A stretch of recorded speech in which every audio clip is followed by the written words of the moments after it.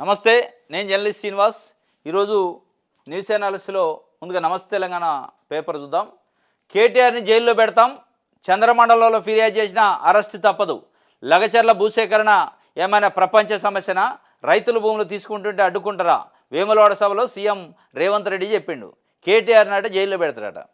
చంద్రమండలం పోయినా ఫిర్యాదు చేసినా నువ్వు తప్పించుకోలేవు అంటున్నాడు. అంటే చంద్రమండలానికి పోవటం అంటే ఢిల్లీ పోయి ఫిర్యాదు చేసిండు కదా అమృత్ కుంభకోణం పైన. నువ్వు అట్లాంటివి ఎన్ని చేసినా నీ అరెస్టు తప్పదు, నిన్ను జైల్లో పెట్టడం తప్పదు. లగచర్ల విషయంలో ఏమైనా ప్రపంచ సమస్యనా? దాన్ని పట్టుకొని మీరు పెద్ద యుద్ధం చేస్తున్నారు అని చెప్పి, అంటే అభివృద్ధి కావాలంటే భూసేకరణ చేయాలి కదా, అభివృద్ధి చేస్తుంటే కాళ్ళల్లో కట్ల పెడతారా అనే ఘాటైన విమర్శలు అటు కేసీఆర్ కేటీఆర్ పైన బీఆర్ఎస్ పైన రేవంత్ రెడ్డి చేసిండు వేములవాడ సభలో. కేటీఆర్ని అయితే జైల్లో పెడతారు ఎట్టి పరిస్థితుల్లో. మరి ఏ కేసులో పెడతారు ఏంది? మరి ఫార్ములా 1 రేసింగా, లగచర్ల దాంట్లో కేసా, ఇంకా వేరే ఉందా అనేది రకరకాల చర్చ జరుగుతుంది. ఫార్ములా 1 రేస్కి అయితే ఇంకా గవర్నర్ దగ్గర దస్తరం ఉంది, అది బయట రావట్లే. లగచర్ల విషయంలో పట్నం నరేందర్ రెడ్డిని A1గా చేసి అరెస్ట్ చేశారు. ఆ విషయంపై నేను హైకోర్టు చాలా సీరియస్ అయింది. గమ్మత్తు ఏంటంటే, ఏం పట్నం నరేందర్ రెడ్డి అనే వ్యక్తి ఉగ్రవాదా, తీవ్రవాదా, టెర్రరిస్టా? ఎట్లా అరెస్ట్ చేస్తారు? వాకింగ్ పోతే పార్కులో పట్టుకొని అరెస్ట్ చేయాల్సినంత ఆయన ఏం తప్పు చేసిండు? లేదా టెర్రరిస్ట్ కాదు కదా, మొత్తం దేశం విడిచి పారిపోడు కదా, అదేం పెద్ద కేసు కాదు కదా అనే విషయాన్ని హైకోర్టు సూటిగా జీపీని అడిగిందట, గవర్నమెంట్ ప్లేడర్ని. అంటే సమాధానం లేదు. వాస్తవం కూడా మాజీ ఎమ్మెల్యే ఆయన, ప్రజల్లో ఉన్నాడు, ఒక పార్టీకి ప్రతినిధి, ప్రజాప్రతినిధిగా పనిచేసిండు, ఎక్కడ పారిపోడు. నిజంగానే కేసు ఉంటే అరెస్ట్ చేసి ఇంటికి పోయో లేదా పిలిపించుకోను. ఏదో దొంగను అరెస్ట్ చేసినట్టు, టెర్రరిస్ట్ని దొరకనోడిని అరెస్ట్ చేసినట్టు తప్పించుకొని తిరుగుతుంటే అరెస్ట్ చేస్తారుగా, అట్లా పోయి అరెస్ట్ చేశారు వాకింగ్ దగ్గర. ఇక దానిపైన హైకోర్టు సీరియస్ అయింది, ఇది ముమ్మాటికి తప్పు అని. కానీ నేను కేటీఆర్ని జైల్లో పెడతాను. వాళ్ళు ఇప్పుడు మీరు పెట్టిన జైల్లో ఆయనకే హైకోర్టు చివాట్లు పెట్టింది. పట్నం నరేందర్ రెడ్డి కేసులో ఉన్నాడు, ఆయనే ప్రధాన ముద్దాయిని పెడితేనే దానిపైన హైకోర్టు చివాట్లు పెట్టింది. మరి కేటీఆర్ని ఏ లెక్కలో అరెస్ట్ చేస్తారు ఈ కేసులో అనేది ఒక డౌట్. మరి ఫార్ములా 1 రేసింగ్లో అరెస్ట్ చేస్తారంటే అది ఇంకా అసలు తోకలేదు మొదలలేదు. ఎందుకంటే ఆ కేసు విచారణకు అనుమతి ఇవ్వంటే గవర్నర్ ఇచ్చే పరిస్థితి లేదు. మరి నేను అరెస్ట్ చేస్తా అంటుండు రేవంత్ రెడ్డి. ఇగో ఇక్కడ హైకోర్టు మాట్లాడిన మాటలు. పట్నం టెర్రరిస్టా, పార్కులో అరెస్టా? పోలీసులపై పట్నం సతీమణి కోర్టు ధిక్కరణ పిటిషన్. వాకింగ్కి వెళ్ళిన నరేందర్ రెడ్డిని ఎలా అరెస్ట్ చేస్తారు? కుటుంబ సభ్యులకు సమాచారం ఎందుకు ఇవ్వలేదు? సుప్రీంకోర్టు మార్గదర్శకాలను ఎందుకు అమలు చేయలేదు? సన్నిహితుడికి 2 సార్లు కన్నా ఫోన్ చేయలేదు కదా? దాడిలో అధికారులకు పెద్దగా గాయాలైనట్లు రిపోర్ట్ లేదు. లగచర్ల ఘటనలో బీఆర్ఎస్ నేత అరెస్టుపై హైకోర్టు ఆగ్రహం. సాక్షుల వాంగ్మూలాల నివేదికలు అందజేయాలన్న ఆదేశం. రిమాండ్ ఉత్తర్వుల రద్దుపై నేడు కొనసాగునన్న వాదనలు. మాజీ ఎమ్మెల్యేను ఓ ఉగ్రవాదిలాగా ఎందుకు అరెస్ట్ చేయాల్సి వచ్చింది? నరేందర్ రెడ్డి ఏమైనా పరారులో ఉన్నారా? సుప్రీంకోర్టు ఇచ్చిన గైడ్లైన్స్ను అమలు చేయకుండా ఎలా అరెస్ట్ చేస్తారు? దాడికి గురైన అధికారుల గాయాలపై సమగ్ర వివరాలు ఎందుకు ఇవ్వలేదని జస్టిస్ కె లక్ష్మణ్ సూటిగా అడిగింది. వాస్తవం ఇది. అసలు ఎవరైతే దాడి జరిగింది కలెక్టర్ పైన అంటున్నారో, ఆ కలెక్టరే వితిన్ మినిట్స్లోనే బయటకు వచ్చి నా పైన దాడి జరగలేదు, అట్లా అనమాకండి అన్నాడు. దాడి అనే పదం వాడమాకండి, నా పైన ఎవరు దాడి చేయలేదు, ఏం దాడి జరగలేదు అన్నాడు. ఆయనకి ఎక్కడ రక్తం కారలే, దాడి జరగలే, గాయాలు కాలే, దానికి సంబంధించిన రిపోర్ట్లు లేవు. కానీ దీన్ని పెద్ద హైప్ చేసి మొత్తాన్ని జైల్లో పెట్టి ఆయన పెడతా ఏముంది ఇందులో? గవర్నమెంట్ కంప్లీట్గా దీంట్లో బదనాం అవుతుంది. గవర్నమెంట్ లగచర్ల ఇష్యూ పైన ఎంత అయితే పబ్లిసిటీ చేస్తుందో ఆ పబ్లిసిటీ అంతా రిఫ్లెక్షను గవర్నమెంట్ పైన యాంటీ వస్తుంది. అది అర్థం కావట్లే వాళ్ళకి. అక్కడ ఏదో జరుగుతున్నట్టు, అద్భుతాలు మొత్తం పోయి దాడి చేసినట్టు, ఇక ప్రజలు మొత్తం కత్తులు, కటార్లు, కారాలు, పొట్లాలతో పోయినట్టు క్రియేట్ చేసి రైతులను ఒక రకంగా కించపరిచి అవమానపరిచే విధంగా చేస్తాను. అది అర్థం కావట్లే గవర్నమెంట్కి. మరి ఇంటెలిజెన్స్ రిపోర్ట్ ఉందా లేదా తెలవట్లే. హైకోర్టు సూటిగా అడిగింది, ఏ లెక్క ప్రకారం నరేందర్ రెడ్డిని అరెస్ట్ చేస్తారు? టెర్రరిస్ట్ ఆయన, లేదా పరారీలో ఉండా, దొరకలేదా, లేదా ఆయన చేసిన దాడి ఆయన ప్రత్యక్షంగా ఉండడా, నిజంగానే దాడి జరిగిన దాంట్లో ఎంతమంది కాళ్ళు చేతులు ఇరిని గాయాలైనవి అంటే సమాధానం లేదు. ఇది కోర్టు ధిక్కరణ పిటిషన్ వేసింది, కంటెంప్ట్ ఆఫ్ కోర్టు కింద వేశారు పట్నం నరేందర్ రెడ్డి సతీమణి. దాంట్లో స్పష్టంగా అడిగారు, మరి ఈ రిమాండ్ రిపోర్ట్ను కొట్టేయమని, క్వాష్ చేయమని పిటిషన్ వేశారు. దానిపైన వాదనలు జరిగినాయి. ఈరోజు తీర్పు వస్తట. ఇంకోటి, ముఖ్యమంత్రి ఇంకో మాట అండు, తొండలు గుడ్లు పెట్టని భూములనే సేకరిస్తున్నాం. 75 ఏళ్లుగా కొడంగల్ నియోజకవర్గాన్ని ఎవరూ పట్టించుకోలేదు. నేను ముఖ్యమంత్రిని అయినాక అక్కడ అభివృద్ధి చేస్తున్న ఫార్మా విలేజ్ కోసం తొండలు కూడా గుడ్లు పెట్టిన 1200 ఎకరాలు సేకరించేందుకు ప్రయత్నిస్తున్నాం. అక్కడ పరిశ్రమలు పెడితే మన పిల్లలకు ఉద్యోగాలు వస్తాయి. భూసేకరణలో ఎవరో ఒకరు భూమి కోల్పోవాల్సిందే. తమ భూమిని ఎవరు ఇష్టంగా ఎవరు బాధలో ఉన్న రైతులకు నష్టపరిహారం అధికంగా ఇచ్చి ఆదుకుంటామని వేములవాడలో చాలా శుద్ధపూస మాటలు చెప్పిండు రేవంత్ రెడ్డి. తొండలాట గుడ్లు పెట్టని భూములనే సేకరిస్తున్నామని అంటే రైతులు వాళ్ళకి తాతలు తండ్రుల నుంచి వచ్చిన వారసత్వంగా వచ్చిన భూమిని కూడా అవమానిస్తాను. తొండల గుడ్లు పెట్టవాట అంటే మీ భూములే మంచియా అనేది వాళ్ళు అనుకుంటారు కదా. తొండల గుడ్లు పెట్టిన భూములనే సేకరిస్తున్నాం అంటాడు. అంటే అది వరస్ట్ భూములు అన్నట్ట మీరు చెప్పేది. అవి తొండల గుడ్లు పెడతాయా పెట్టావు పక్కన పెడితే ఎవడు భూమి ఆడికి ముద్దు, కాకి పిల్ల కాకి ముద్దు అన్నట్టు వాడి భూమి ఆడికి ముద్దు రైతుకి. నువ్వు తొండల గుడ్లు పెట్టవని దానికి ఒక ముద్దరేసి అంటే పిచ్చి కుక్క అది పిచ్చిది పనికిరాని భూమి అని ముద్దరేసి ఎవరికి ఇస్తున్నావు? మరి తొండలో గుడ్లు పెట్టిన భూమి వాళ్ళకి ఎట్లా ఉపయోగపడింది? ఫార్మా విలేజ్లు పెడతాడా, దాంట్లో ఉద్యోగాలు వస్తాయట. ఆ ఉద్యోగాలు వచ్చి రియాక్టర్లు వెళ్ళి మళ్ళీ దావాలి పేదోళ్ళే. ఇవాళ చూడలే మనం ఫార్మా కంపెనీలో నిన్న కూడా రియాక్టర్ వెళ్ళి 2-3 చనిపోయారు పాపం ఒక ఫార్ములా కంపెనీలో. కనీసం డెడ్ బాడీని ఇయ్యరు బయటికి, డైరెక్ట్గా దేశపోతారు మార్చిడికి. ఏం జరిగిందో చెప్పరు. ఇక అట్లాంటి దేశపోయి అక్కడ పెట్టి కొడంగల్ ప్రజల్లో నేను అభివృద్ధి చేస్తా అంటే జనాల భూములు గుంజుకొని అభివృద్ధి చేసేది ఏంది నువ్వు చేసే అభివృద్ధి? ప్రజల దగ్గర బలవంతంగా భూములు గుంజుకొని నేను అభివృద్ధి చేస్తా కొడంగల్ని 75 ఏళ్ళుగా ఎవడు పట్టించుకోలే, నేను పట్టించుకుంటున్నా అంటే 75 ఏళ్ళుగా కొడంగల్లో ఉన్న భూములు ఎవరు గుంజుకోలే. కొడంగల్ ప్రజలకి ఆ భూమికి ఉన్న సంబంధాన్ని ఎవరు విడదీయలే, మీరు విడదీస్తున్నారు. ఆ ప్రాంతానికి సంబంధించిన వ్యక్తిగా వాళ్ళ మనోభావాలను దెబ్బతీస్తున్నారు. 75 ఏళ్ళలో ఏ నాయకుడు వచ్చి మీ భూములు ఇవ్వండి అని గుంజుకోలే, ఏ నాయకుడు వచ్చి మీ భూములు పనికిరాని తొండలు గుడ్లు పెట్టవు అని అవమానించలే, మీరు అవమానిస్తున్నారు ఇవాళ. ఇది తొండలాట గుడ్లు పెట్టవాట వరి పొలం మంచిగా కనపడుతుంది, తొండలు గుడ్లు పెట్టమంటాడు.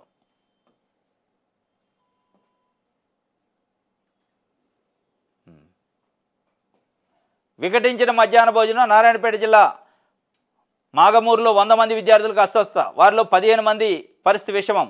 ఖాళీ కడుపుతో స్పెషల్ క్లాసులకు 10వ తరగతి విద్యార్థులు అర్ధాకలి, ప్రభుత్వ జడ్పీ పాఠశాలలో ఇక్కట్లు. అల్పాహార సమకూర్చడంలో రేవంత్ సర్కార్ విఫలం, బీఆర్ఎస్ సాయంలో విద్యార్థులకు బ్రేక్ఫాస్ట్ స్నాక్స్. నిన్న నారాయణపేట జిల్లాలో మాగమూరులో 100 మంది విద్యార్థులకట మధ్యాహ్న భోజనం వికటించిందట. మొత్తం వాంతులు విరోచనాలు, ఇక పిల్లల్ని ఎత్తపోతున్నారు సెలైన్ ఎక్కించుకొని. మరి ఏం చేస్తున్నారు ఆడన్న టీచర్స్ కానీ మధ్యాహ్న భోజనం వండేవాళ్ళు 100 మంది అంటే మొత్తం కంటామినేషన్ అయింది.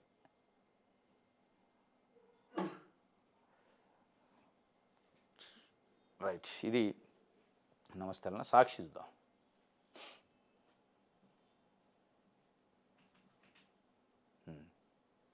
పరిశ్రమలు పెడుతుంటే ఎందుకు అంత కడుపు మంట? మీ ఆయంలో ఓళ్లకు ఊళ్ళు ఖాళీ చేయించండ్రు. నేను 11,500 ఎకరాలు తీసుకుంటుంటే కాళ్ళల్లో కట్ల పెడుతున్నారు. కేసీఆర్ హరీష్లపై ముఖ్యమంత్రి రేవంత్ రెడ్డి ఫైరు. నాకు భూమి విలువ తెలుసు, గ్రామాల్లో మనకున్న గౌరవం భూమి, అందుకే సేకరించే భూమికి 3 అధికంగా పరిహారం ఇవ్వాలని చెప్పా. భూసేకరణ లేకుండా పరిశ్రమలు ఎలా వస్తాయి, బుద్ధి లేదా కేసీఆర్ అని చెప్పి కేసీఆర్ని అడుగుతుండు. పరిశ్రమలు పెడుతుంటే ఎందుకు అంత కడుపు మంట అంటే ఆయనకి ఏం కడుపు మంట ఉందో జనాలకు అవసరం లేదు. ప్రజలకు కావాల్సింది మా భూమి మాకు ఉండాలని వాళ్ళు కోరుకుంటున్నాను. మీరు కేసీఆర్ను హరీష్ రావును చూపించి ప్రజల మీద దాడి చేసే కార్యక్రమం చేస్తాను. మీరు ప్రజల గురించి మాట్లాడండి. పరిశ్రమలో పెడుతుంటే ఎందుకు అంత మీకు కడుపు మంట అని ప్రజలను అడగండి. ఏ రైతులైతే మేము భూమి అని అంటున్నారో వాళ్ళని కన్విన్స్ చేయండి. మీరు పదే కేసీఆర్ని కేటీఆర్ని హరీష్ రావుని విమర్శించుకుంటా అక్కడున్న రైతుల మీద దాడి చేసుకుంటా రైతుల నుంచి బలవంతంగా భూములు గుంజుకోవడం కాదు. రైతులకు చెప్పండి, మేము పరిశ్రమలు పెడతాం, దానివల్ల ఈ ఫలితాలు ఉంటాయి, మీకు ఉద్యోగాలు వస్తాయి, ఉపాధి వస్తుంది, అభివృద్ధి అయింది అని చెప్పి. అట్లా కాకుండా తొండలకు గుడ్లు పెట్టని భూమి అది గుంజుకుంటేంది, 1200 ఎకరాలు గుంజుకుంటేంది, 1100 ఎకరాలు గుంజుకుంటేంది, కేసీఆర్ ఇన్ని ఎకరాలు గుంజుకుండగా అంటే పోటీ పడతారా మీరు? ఆయన ఇన్ని ఎకరాలు గుంజుకుండగా అంటే బలవంతంగా చేసిండు కాబట్టి ఆయన ఇంటిలో కూర్చోబెట్టారు. మళ్ళీ నువ్వు ఆయన 1,00,000 ఎకరాలు ఆయన సేకరిస్తే తప్పులేదు, కానీ నేను 1100 ఎకరాలకే ఏమవుతుంది? నువ్వు 1,00,000 ఎకరాలైనా 1,100 ఎకరాలైనా 11 ఎకరాలైనా ప్రజల భూమిగా, అది కేసీఆర్ ఇంట్లోది కాదు, మీ ఇంట్లోది కాదు. మీ భూములు ఇస్తే మీకు ఆ బాధ తెలుస్తుంది. కాబట్టి భూమికి మనిషికి అవినాభావ సంబంధం ఉంటుంది, వాళ్ళని కన్విన్స్ చేయాలి.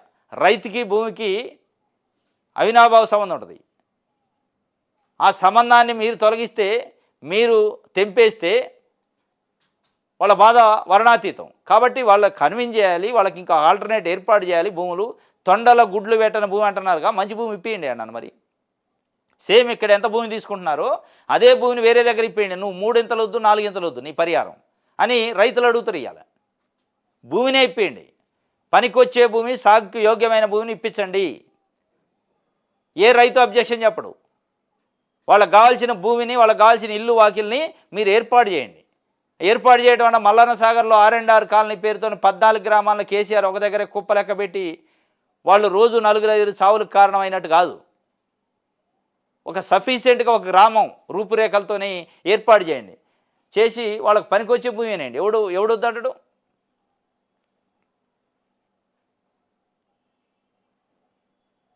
రైట్.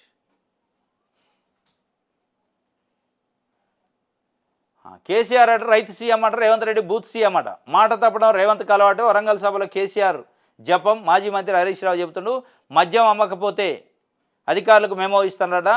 ఇది కేసీఆర్ రైతు సీఎం అట, రేవంత్ రెడ్డి బూత్ సీఎం అట. రైతు సీఎం ఆయన ఏం కాదు అని రేవంత్ రెడ్డి అయితే బూత్ సీఎం లెక్కనే కనిపిస్తుంది. ఎక్కడ పడితే అక్కడ బూతులే. ముఖ్యమంత్రి స్థాయిని మర్చిపోయి ప్రజలు ఇలా సామాన్య ప్రజలు మాట్లాడుకుంటున్నారు. సామాన్య ప్రజలు మాట్లాడుకున్న పరిస్థితి. కేసీఆర్ రా చూసుకుందాం బేరగేస్తా అంటాడు, నువ్వు నేను తేల్చుకుందాం అంటాడు, పేగులు తీస్తాను అంటాడు, కళ్ళ గుడ్లు తీస్తా అంటాడు, లేదా బుల్డోజర్లు పెట్టి తొక్కెత్తా అడ్డం వస్తే అంటాడు. ఇవన్నీ ముఖ్యమంత్రి స్థాయిలో మాట్లాడకూడదు. ఈ బూతులు కాదు మాట్లాడాల్సింది. కానీ దురదృష్టవశాత్తు ముఖ్యమంత్రి గారు మాట్లాడుతున్నాడు. మంత్రిగా భర్తట, అధికారినిగా భార్య. శ్రీధర్ బాబుకు పుష్పగుచ్చం ఇచ్చిన స్వాగతం పలికిన శైలజ రామయ్యార్. వేములవాడ వేదికగా అరుదైన దృశ్యం. సీఎం రేవంత్ రెడ్డి పర్యటనలో నవ్వులు పూయించిన దంపతులు. మంత్రి శ్రీధర్ బాబుకు పుష్పగుచ్చం ఇస్తున్న ఆయన భార్య దేవాదాయ శాఖ కమిషనర్ శైలజ రామయ్యార్. చిత్రంలో మంత్రి పొన్నం ప్రభాకర్, మంత్రి ఐటీ శాఖ మంత్రి శ్రీధర్ బాబు గారు. ముఖ్యమంత్రి ప్రోగ్రాం ఉంది నిన్న వేములవాడలో, అధికారిక కార్యక్రమం. ఆ వేములవాడకి దేవాదాయ శాఖ కమిషనర్గా అధికారికంగా శైలజ రామయ్యారు వెళ్ళారు. అంటే మంత్రులకి ముఖ్యమంత్రికి స్వాగతం పలకాలమే ప్రోటోకాల్. దాంట్లో భాగంగా స్వయాన వాళ్ళ భర్త శ్రీధర్ బాబు కూడా వచ్చిండు. ఆయనకి పుష్పగుచ్చం ఇచ్చి స్వాగతం పలికింది. ఆ సందర్భంలో నవ్వులు పూయించిందట. అంటే మంత్రిగా భర్త, అధికారినిగా భార్య. ఇది అందరికీ తెలిసిందే కానీ కొంచెం అక్కడ ఫన్ అన్నమాట కాస్త. ఇది ఒక వార్త.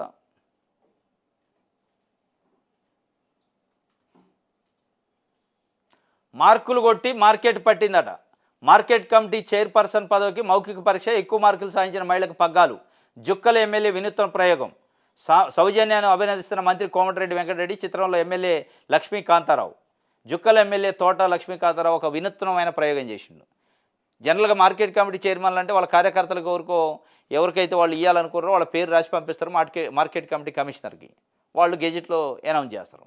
కానీ ఏం చేసిండంటే వాళ్ళ పార్టీ కార్యకర్తలని ఎంతమంది ఉంటారో అంతమంది అప్లై చేసుకోండి, ఎస్సీ సామాజిక వర్గాన్ని కేటాయించారట. అది మద్నూరా ఏదో మార్కెట్ అది.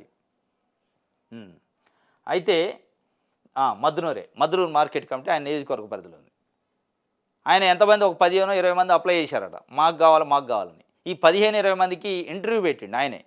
ఒక 15 ప్రశ్నలు ఇచ్చి తయారు చేసి 15 ప్రశ్నలు. అంటే మార్కెట్ అంటే ఏంది, మార్కెట్లో మీరు ఏం చేయాలి, విధులు ఏంది, బాధ్యతలు ఏంది, కమిటీ చైర్మన్కి అసలు రైతులు మార్కెట్కి ఎందుకు వస్తారు, రైతుల కాడ ఏం సర్వీస్ చేయాలి, ప్రభుత్వం నుంచి ఏమి నిధులు వస్తాయి, రైతులకి ఏమి అవి అందించాలి, రైతులకి ప్రభుత్వానికి మధ్యలో మార్కెట్ కమిటీ చైర్మన్గా ఏం పని చేయాలనే విషయాలపైన ఒక 15 క్వశ్చన్లు కీలకమైన తయారు చేసి అడిగారు. అడిగితే 15 మందిని ఇంటర్వ్యూ చేస్తే 15 మందిలో 15 క్వశ్చన్లకు 12 ఆన్సర్లు చేసిందట. 3 తప్పులు పోయినాయి. ఇక మిగతా వాళ్ళంతా 10-9 లోపు ఉన్నారు. అంటే అత్యధికంగా మార్కులు ఏమైనా వచ్చినాయి సౌజన్య అనే మహిళకి. ఆమెకి మార్కులు అంటే మెరిట్ బేసిస్లో ఇచ్చారు. మొట్టమొదటిసారి వినూత్నమైన ప్రయోగం. ఏదో నామినేటెడ్ పోస్టులు అంటే అడ్డగోలుగా అర్హత ఉందా లేదా, పనికొత్తడా లేదా చూసుకోకుండా ఇస్తున్నారు. వాస్తవంగా దానివల్ల ఉపయోగం కూడా లేదు, ప్రజలకు ఏం ఉపయోగం ఉండదు. ఇక ఇట్లాంటి టెస్ట్ పెట్టి, ఇట్లాంటి అది మౌఖికమా రాతపూర్వకమా ఏదో ఒకటి పెట్టి టెస్ట్ చేసి ఇస్తే రేపు ఆమె డెడికేటెడ్గా పనిచేస్తుంది. ఈ వినూత్నమైన కార్యక్రమం ఎమ్మెల్యేలని, ఎంపీలని, ఎమ్మెల్సీలని ఎన్నిక చేసే దాంట్లో కూడా ఉండాలి. నామినేషన్ వేసేటప్పుడే ఇంటర్వ్యూ చేయాలి. నామినేషను యాక్సెప్ట్ కావాలంటే ఇంటర్వ్యూ చేయాలి. ఒక 100-150 క్వశ్చన్లతో ఇంటర్వ్యూ చేయాలి. అవసరమైతే ఎగ్జామ్ పెట్టాలి. అసలు కాన్స్టిట్యూషన్ ఏముంది, ప్రజలేంది, శాసనసభ ఏంది, శాసనమండలి ఏంది, పార్లమెంట్ ఏంది, చట్టాలు ఏంది, సుప్రీంకోర్టు ఏంది, హైకోర్టు ఏంది, ప్రజలేంది, ప్రజలకు ఉన్న హక్కులేంది, ప్రజాస్వామ్యం ఏంది, రాజ్యాంగం ఏంది, ఈ ఈ దీంట్లో మౌలికమైన క్వశ్చన్లు, చాలా ప్రాథమికమైన క్వశ్చన్లు వేసి ఎంపీలు, ఎమ్మెల్యేలు, ఎమ్మెల్సీలు నామినేషన్ వేసేటప్పుడే ఫిల్టర్ చేయాలి. ఈ నామినేషన్లో మినిమం మార్కులు వస్తేనే నామినేషన్ తీసుకుంటాడు చేయాలి. అసలు ఎందుకంటే అంగూటిగాళ్ళు వస్తుండ్రు, ఏలుముద్ర, భారత రాజ్యాంగం తెలదు, ప్రజాస్వామ్యం తెలదు, అసలు ప్రమాణ స్వీకారం చేస్తుంటే సార్వభౌమ అధికారం అని చెప్పడం రాని వాళ్ళు కూడా ఇలా ముఖ్యమంత్రులు ఉండరు.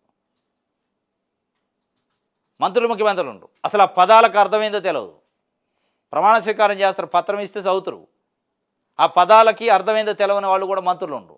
ఏం చేస్తారు ప్రజలకి? ప్రజలంటే ఏం తెలియదు, ప్రజలకు ఉన్న ఓటు హక్కు ఏం తెలియదు, ఓటు హక్కు ఎట్లా వచ్చిందో తెలియదు, దానికి ఉన్న విలువేందో తెలియదు, ప్రజాస్వామ్యం తెలియదు, రాజ్యాంగం తెలియదు. నేను గెలిచిన మంత్రిని కాబట్టి ఏదంటే అది చేయొచ్చు, నా నియోజకవర్గంలో ఏదంటే అది అమ్ముకోవచ్చు, ఎన్ని భూములు ఉంటే అన్ని భూములు అమ్ముకోవచ్చు, కబ్జాలు చేయొచ్చు, ఇసుక, మైనింగ్, మాఫియా ఏదంటే అది చేయొచ్చు, నాకు అధికారం ఇచ్చింది దానికి అన్నట్టు వీళ్ళు ఫీల్ అవుతారు. అసలు అధికారం ఏంది, ప్రజలు ఎట్లా ఇస్తారనే విషయాలపైన కనీస అవగాహన లేని వాళ్ళు ఉన్నారు.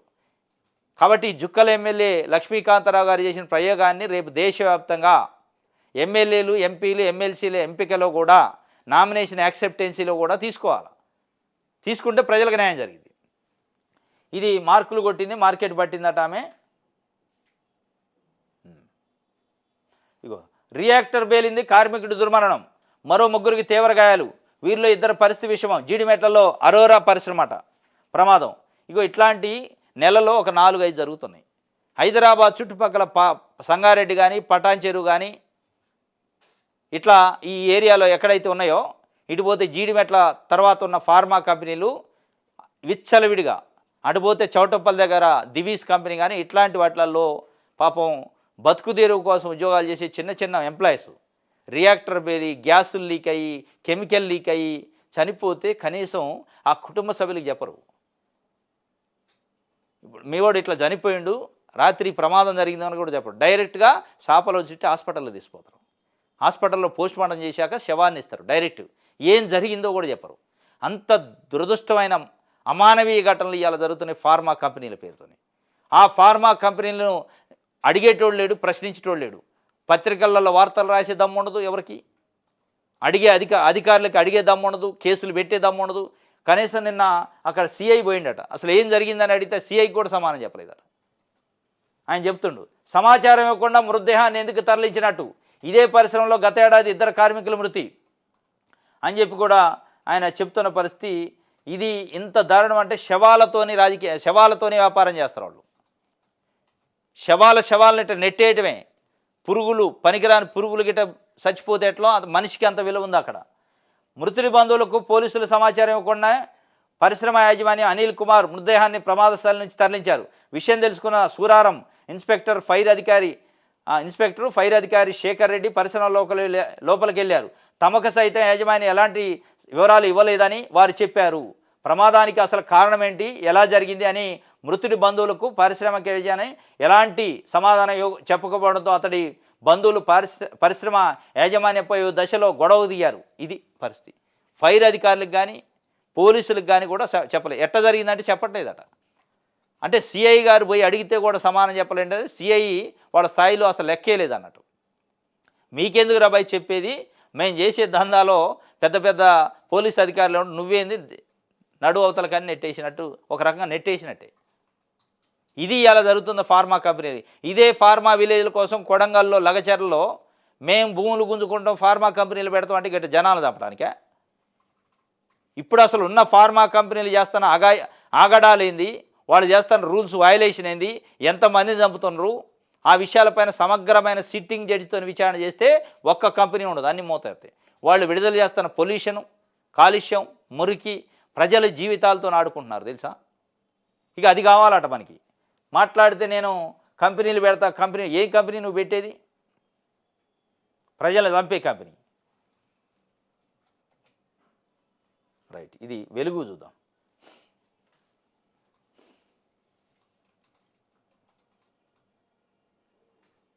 మహారాష్ట్రలో ఎన్డీఏకే మొగ్గట, 2 రాష్ట్రాల అసెంబ్లీ ఎన్నికల ఎగ్జిట్ పోల్స్లో బీజేపీ దావా, 2 చోట్ల కాంగ్రెస్ కూటమి ఓడిపోతుందన్న సర్వేలు, అసలు ఫలితాలు తేలేది ఎల్లుండట. ఎల్లుండి ఎలక్షన్ రిజల్ట్ వస్తే మహారాష్ట్ర జార్ఖండ్లో నేను ఎన్నికలు ముగిసినాయి. దాని తర్వాత ఎగ్జిట్ పోల్స్ వచ్చినాయి. 288 స్థానాలతో మహారాష్ట్ర, 81 స్థానాలతో జార్ఖండ్ ఎన్నికలు జరిగినాయి. దీంట్లో ఎన్డీఏ కూటమి రెండు రాష్ట్రాల్లో కూడా ఎన్డీఏ కూటమి వైపే ఎగ్జిట్ పోల్స్ ఎక్కువగా మొగ్గు చూపుతున్నాయి. మ్యాజిక్ ఫిగర్ దాటే అవకాశం ఎన్డీఏ కూటమికే ఉందట. ఇక అసలు రిజల్ట్స్ ఎల్లుండి వచ్చే అవకాశం ఉంది. ఈ రిజల్ట్ ప్రభావం దేశ రాజకీయాలపైన పడింది.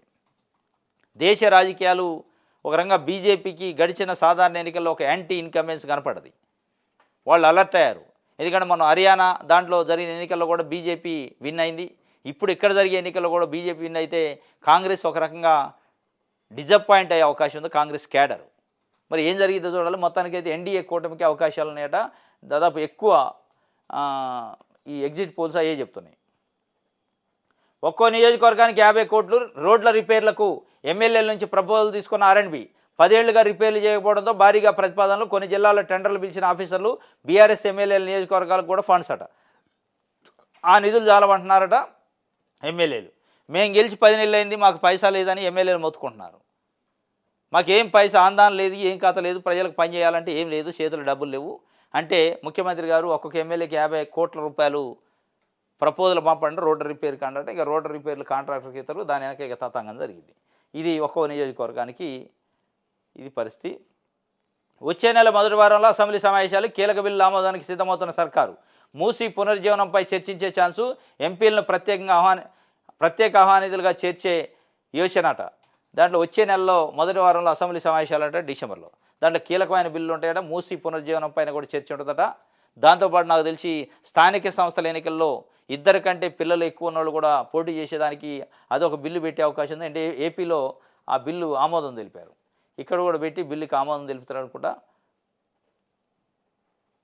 ఇది ఒక వార్త. రైట్, ఆంధ్రజ్యోతి చూద్దాం.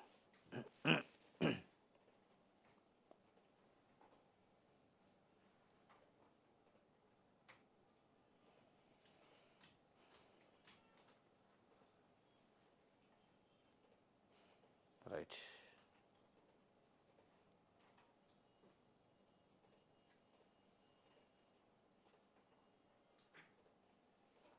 ఆంధ్రజ్యోతికి సంబంధించి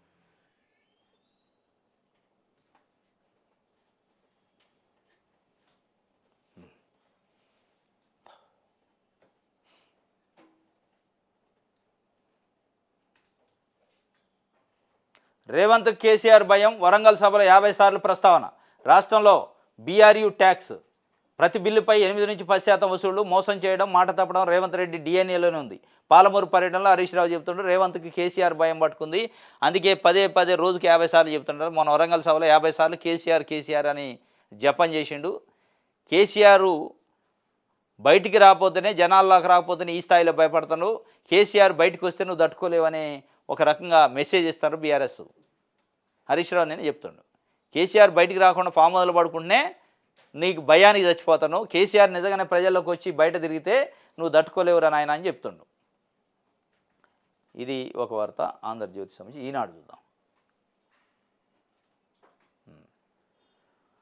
10 ఏళ్లలో కేసీఆర్ చేయలేని పనులను 10 నెలల్లో చేసి చూపాం. 1100 ఎకరాలు సేకరిస్తామంటే ఎందుకంత రాద్దాంతో కుట్రలు చేసేవాళ్ళు ఊచలు లెక్క పెట్టాల్సిందే.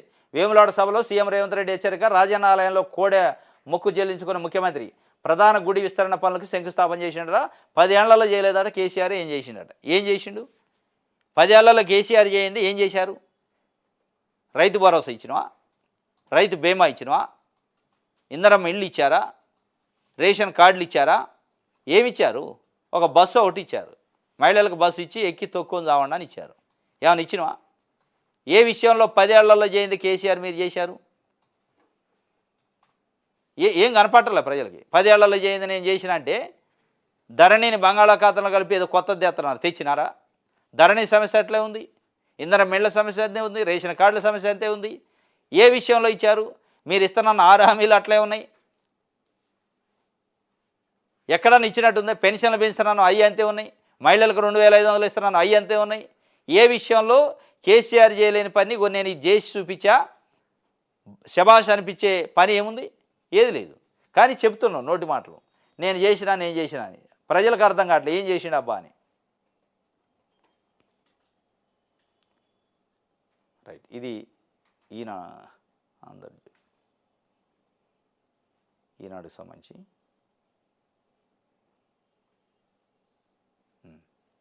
మానవత్వం మరిచి ఫోటోల కోసం పోటీ పడ్డరట. ఆసుపత్రి చేరేలోపే బాధితుడి మృతి. నిన్న కేసర్లో జరిగింది పాపం రోడ్డు ప్రమాదం. మానవత్వం మంట కలిసిందని ఒక పాట ఉంటుంది, మచ్చుకైనా కనపడదని. ఇక కనపడుతుంది, మనకి స్పష్టంగా కనపడుతుంది కళ్ళకి. మానవత్వం లేదు ప్రజలకు అనేది. స్కూటీ మీద వెళ్తాడు యాక్టివా పైన, వెనకాల వచ్చి లారీ గుద్దింది, పడిపోయిండు. 2 కాళ్ళు నుజ్జు నుజ్జు అని లారీ టైర్ ఎక్కింది.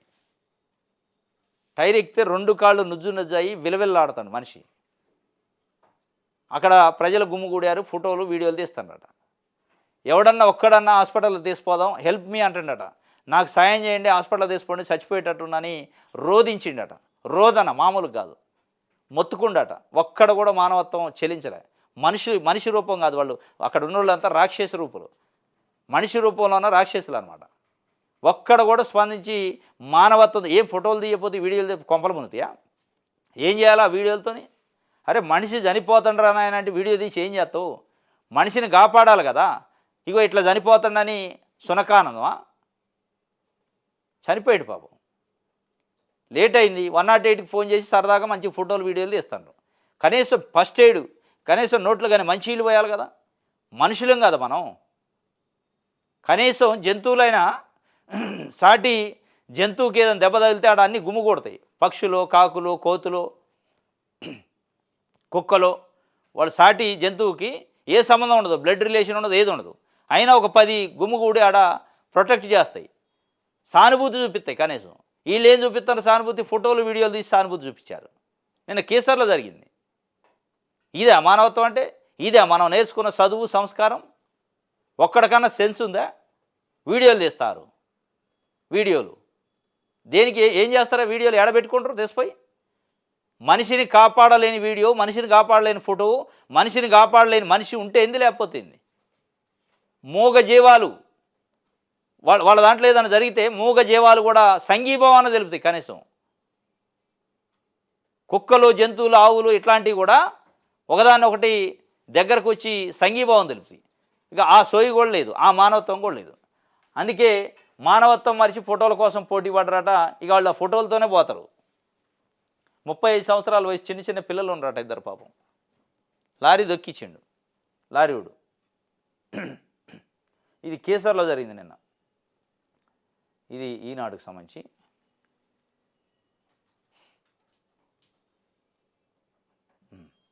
దిశ పేపర్ చూద్దాం.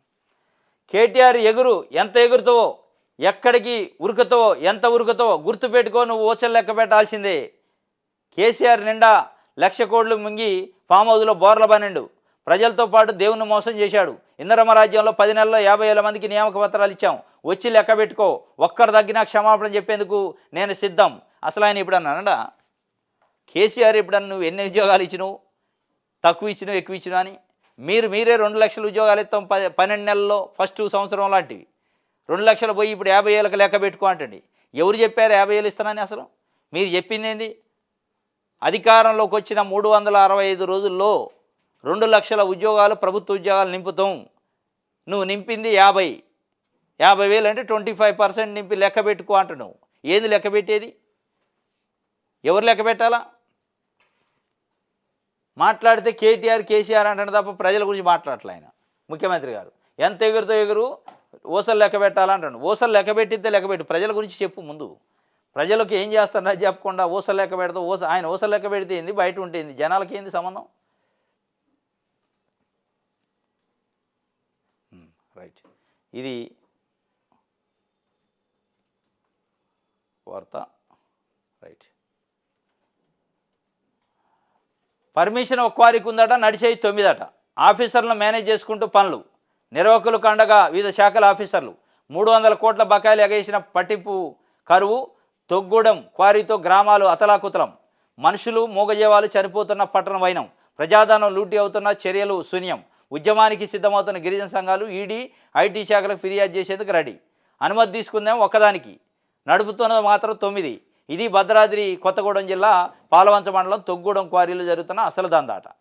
అటువైపు వెళ్ళే అధికారులు లేక పట్టించుకునేవారు లేక క్వారీ యజమాని ఆడిందే ఆట పాడిందే పాట.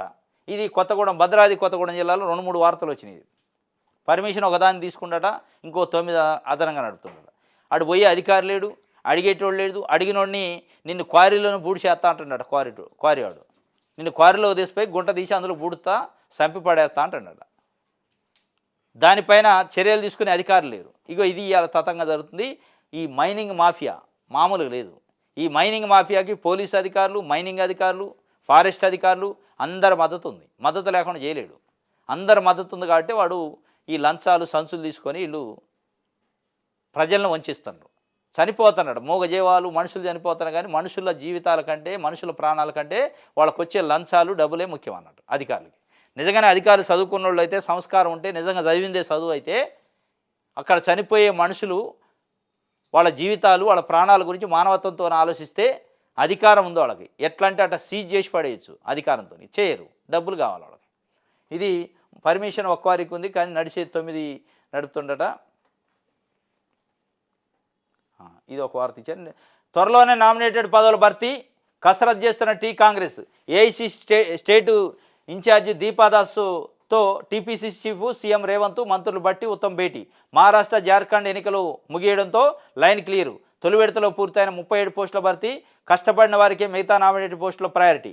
ఆ తర్వాతే సామాజిక వర్గాల వారిగా ఎదురు చూస్తున్న ఎందరో ఆశావాహులు. త్వరలో నామినేటెడ్ పదవులు భర్తీ అట. ఇది దాదాపు ఒక 10 సార్లు వచ్చింది ఇప్పటికి వార్త. త్వరలో నామినేటెడ్ పదవులు భర్తీ, త్వరలో క్యాబినెట్ విస్తరణ. ఈ ఎందుకు వస్తున్నాయి అనుకున్నారు? ఇప్పుడు స్థానిక సంస్థల ఎన్నికలు రాబోతున్నాయి. కార్యకర్తలు నిరుత్సాహంతోనే ఉన్నారు, ఆగ్రహం వ్యక్తం చేస్తారు. కష్టపడడం 10 ఏళ్ళు ఏ పదవి లేదని వాళ్ళని చల్లార్చే కార్యక్రమం. త్వరలో అంటే ఒత్తదట్టుందని నోరు గట్టేసుకొని ఉంటారు, ఏం విమర్శించరు. దీపాదాస్ మున్షితో నిన్న బట్టి, రేవంత్ రెడ్డి, ఉత్తమ్ కుమార్ రెడ్డి, మహేష్ కుమార్ గౌడ్ ఇల్లు సమావేశమయ్యారట. ఎందుకంటే జార్ఖండ్, మహారాష్ట్రలో ఎన్నికలు పూర్తయినాయి. ఏఐసీసీ దగ్గర పోయి మాట్లాడి మనం త్వరలో క్యాబినెట్ విస్తరణ, నామినేటెడ్ పదవులు ఇవన్నీ భర్తీ చేసి స్థానిక ఎన్నికలకు పోవాలి తప్ప ఇట్లా పోతే డ్రైగా మన దెబ్బ పడిద్దని వాళ్ళకు ఒక భయం ఉన్నట్టుంది. 37 పోస్టులు ఆల్రెడీ భర్తీ చేశారు. ఇంకా పోస్టులలో మరి ఆ 37 పోస్టులో సామాజిక న్యాయం లేదు. మొత్తం ఎక్కువ అగ్ర వర్ణాలకే ఇచ్చారనేది ఒక రకంగా ఎస్సీలు, బీసీలలో చర్చ జరుగుతుంది. మరి ఈసారి అయినా సామాజిక న్యాయం పాటిస్తారా? ఒకవైపు ఏం బీసీ కులగాన చేస్తామంటున్నారు. మరి బీసీ కులగాన్న పేరుతోని కులగాన చేస్తున్నారు, కానీ బీసీలకు అన్యాయం చేశారు నామినేటెడ్ పోస్టులలో అనేది బీసీలలో ఒక చర్చ జరుగుతుంది.